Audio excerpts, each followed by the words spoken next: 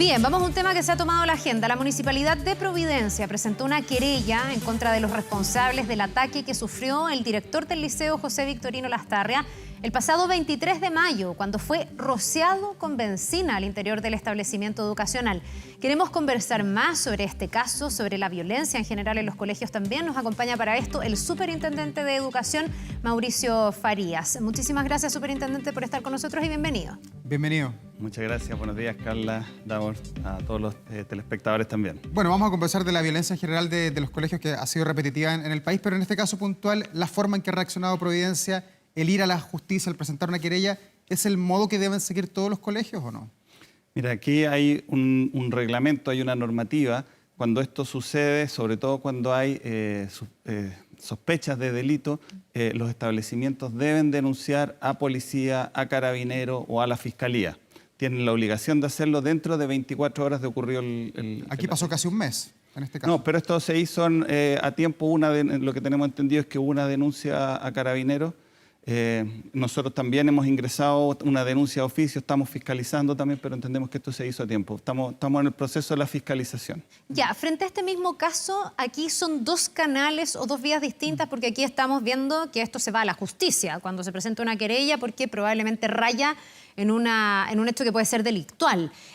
Pero desde el punto de vista del camino de la educación y de las sanciones en materia de educación, ¿qué medidas puede tomar la superintendencia en un caso como este? Sí, te agradezco la pregunta porque eso nos ayuda a clarificar esto, ¿cierto? Nosotros como Superintendencia de Educación somos un ente que hacemos un trabajo más administrativo en ese sentido. Entonces nuestro trabajo va sobre la revisión de los protocolos, de las reacciones que ha tomado el establecimiento en relación a su reglamento interno. Nosotros hacemos una fiscalización administrativa sobre lo que hizo el establecimiento siguiendo sus protocolos. Entonces, en ese sentido, cuando nos llegan estas denuncias, nosotros lo que podemos hacer es ir, fiscalizar y pasar a un proceso sancionatorio si es que no se cumplen con los protocolos que estaban establecidos en ese mismo reglamento. Ya, pero perdón, ¿ustedes llegan a sancionar al colegio en caso de que no se hayan aplicado los protocolos, no se haya seguido el paso a paso, etcétera? ¿O pueden llegar a sancionar a esos estudiantes? ¿A quién le corresponde la sanción de los estudiantes? Eso va más en la línea penal, justamente. Ese es el otro camino, que es el camino administrativo, el camino penal. Nosotros vamos al camino administrativo y sancionamos a sostenedores.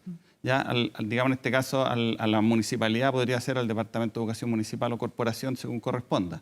El caso de los individuos va por el camino penal. Ya, pero perdón, la expulsión no es a través del camino penal. O sea, si se quisiera pedir la expulsión de estos alumnos, eso le corresponde al colegio. Lo que haga la justicia será ver si es que hay una condena, me imagino, desde el punto de vista penal. Justamente. Y la expulsión es responsabilidad del establecimiento. Nosotros como superintendencia no podemos solicitar una expulsión. Ya.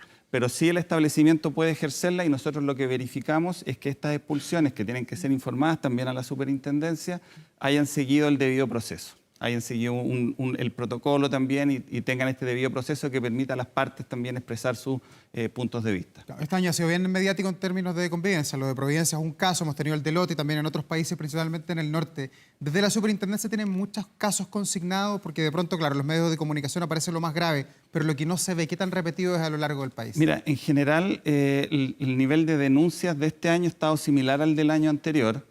Nosotros tenemos las cifras del primer trimestre que son básicamente equivalentes y en términos de maltrato de personas de la comunidad a adultos también se han más o menos mantenido en el mismo nivel. Había una pequeña no hay una escalada de violencia como uno podría pensar con esto de rociar un profesor con benzina, que es tremendo. Sí, lo que pasa es que hay que tener como cuidado con cómo se menciona. Una cosa son las denuncias, que es lo que nosotros recibimos desde la misma gente, ¿cierto? Y otra cosa tiene que ver como con la complejidad que pueda estar sucediendo. En términos de cantidad, estamos un poquito más o menos parecidos. ¿Cuántas denuncias hay por año, por ejemplo? Nosotros en el año pasado, en general, tuvimos 17.500 denuncias. Es muchísimo, 17.500. Es un montón y eso fue el pic histórico de denuncias que hemos recibido. En el ámbito de convivencia, el 70% de esto más o menos son denuncias de convivencia. Y en términos de maltrato a adultos, el porcentaje es bastante menor, es del orden de un 1%. O sea, todos los días en algún colegio del país hay agresiones, ya sea una pelea, una agresión a un profesor. De acuerdo a las cifras, son como 5 por día, más o menos. Mira, hay que tener cuidado, porque de nuevo, son denuncias que recibimos. Entonces las denuncias tienen que ver con la percepción de la familia y tienen que ver con todo lo que es la normativa educacional, ¿cierto? Claro, y a mí me da la sensación de que tampoco podemos poner en la misma categoría las distintas denuncias, ¿o no? Porque, no sé, a lo mejor estoy mal, pero me parece que es de distinta naturaleza esto, que puede terminar en sede penal, con un chico que rocíe con benzina a un profesor, un director, un inspector, un adulto, versus las denuncias de bullying, por ejemplo, que puede haber entre pares dentro de un colegio, porque eso es un fenómeno que ha existido siempre, que se ha agudizado, pero meterlo todo en el mismo saco no sé si nos ayuda porque Sí. el tratamiento de cada cosa es diferente, ¿o no? Sí, absolutamente. Y eso es súper clave porque hay distintos niveles. En estas 17.000 tenemos desde que alguien lo pasó a llevar y le pegó a lo mejor, hasta este tipo de que pueden ser o de abuso o este tipo de situaciones que ya son más cercanas a un delito o probablemente constitutivas de delito, ¿cierto? Y ahí quizás es bueno mencionar que dentro del proyecto de ley que presentó el gobierno hace poco, para enfrentar las situaciones de convivencia, hay un mandato también. Por supuesto se tiene que tramitar la ley, pero de categorizar las situaciones para poder facilitar el tratamiento justamente en distintos niveles de este tipo de situaciones. Pero para Entonces, usted esa es la vía para solucionar el problema, tener lo que se propone, un observatorio de convivencia y un encargado de convivencia que en algunos colegios ya existe. no, en general esto no es una vía de solución, esto aporta y contribuye a la solución, pero ciertamente lo que estamos viviendo como país es un tema que está bastante más grande y que excede el nivel escolar. ¿Y el encargado de convivencia, qué es lo que hace hoy día? ¿Cuáles son las facultades que tiene? Porque en algunos colegios hemos visto que ya existe. Sí. No sé si en todos, no sé si está ese Sí. número de en cuántos hay. Hoy día tiene que haber en todos los establecimientos un encargado de convivencia por normativa. Ya. Lo que hace el proyecto de ley en ese sentido le entrega más facultades, lo fortalece en términos de la cantidad de tiempo que tiene que estar. En los establecimientos más grandes tiene que ser dedicación exclusiva. En algunos establecimientos también pueden haber equipos de convivencia y se va a regular también, en este caso, la profesión, por ejemplo, los conocimientos que tiene que tener. En ese sentido se fortalece la figura de este equipo de convivencia. Perdón, superintendente, escuchaba en el debate preliminar que se dio a partir de la cuenta pública de este anuncio de que uno de los problemas era que el encargado de convivencia, que va a estar por ley, si es que se aprueba finalmente este proyecto, no tenía las competencias para temas de salud mental, que era lo que se repetía con mayor gravedad en el número de denuncias. Mira, no sé si es lo que se repite con mayor gravedad, pero Es lo que se hace en el efectivamente, debate. pero efectivamente aquí lo interesante de este proyecto es que avanza, por ejemplo, con este encargado de convivencia, o este equipo, en el caso en que hay equipo, puede ser multidisciplinario, ¿cierto? Pero además le da una mirada intersectorial.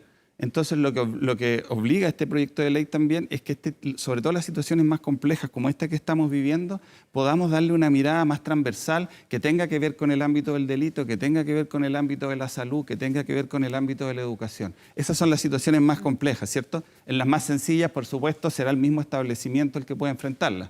Pero cuando tenemos situaciones complejas, tenemos una visión más transversal e interdisciplinaria. Sí, quiero volver al tema con el que partíamos en la entrevista, que tiene que ver con la coyuntura de lo que se ha tomado la agenda, que es esta querella interpuesta por Providencia, y este caso que lo hemos visto replicado en otros colegios, sobre todo los llamados liceos emblemáticos.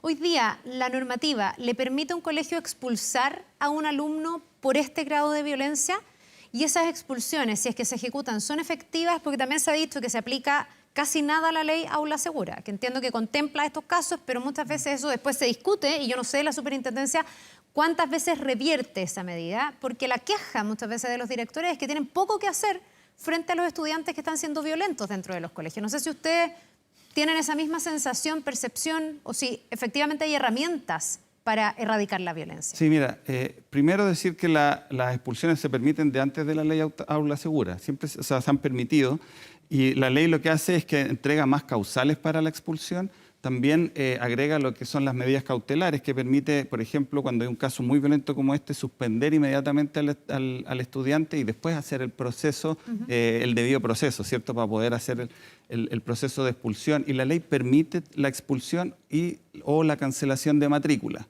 En ese sentido, después ellos tienen que informar a la superintendencia revisa, pero revisa que se haga el debido proceso. No tenemos facultad como superintendencia para solicitar No, nosotros no podemos hacerlo. Ustedes no pueden decir, no se cumplió el debido proceso, así que tienen que reincorporar. No, lo que nosotros podemos hacer es sancionar. Y lo que puede hacer, quien puede retrotraer es un juzgado. Y eso ocurre. Muchas veces las familias van a los juzgados y ahí el juez dirá, se revierte la situación.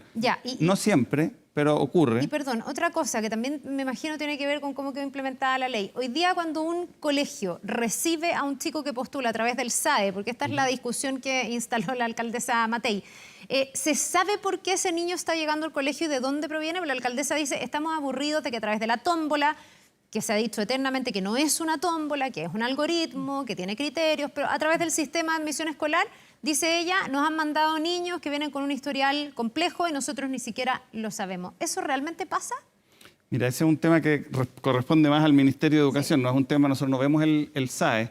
Yo entiendo que efectivamente no viene la carpeta informativa, que es un tema que se puede trabajar, por supuesto, pero es un tema que corresponde más al Ministerio de Educación y no es lo que nosotros fiscalizamos. Ya. Superintendente, y a la hora de enfrentar los casos de violencia, los 17.000 casos que son de diferentes tipos, unos graves como el que estamos monitoreando, pero también hay otros, hoy día los profesores tienen todas las mismas herramientas para enfrentarse a los problemas, para aquilatarlos, para tomar decisiones, para derivar en el caso que sea necesario.